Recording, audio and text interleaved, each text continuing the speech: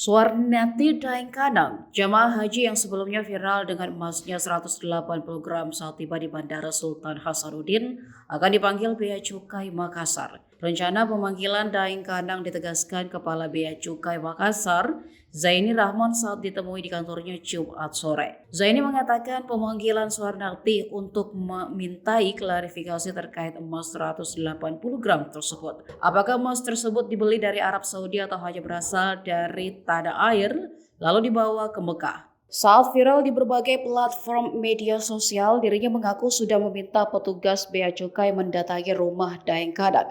Hanya saja Daeng Kanang tidak berada di rumahnya di Makassar namun pulang ke kampung halamannya di Jeneponto. Jika nantinya betul, Daeng Kanang membeli emas 180 gram itu di Arab Saudi, maka pihaknya mengaku akan melakukan penghitungan pajak bea dan cukai. Terlebih jika harga emas itu di atas $500 Amerika Serikat atau sekitar 7 juta rupiah dan dapat dibuktikan dengan faktur atau invoice.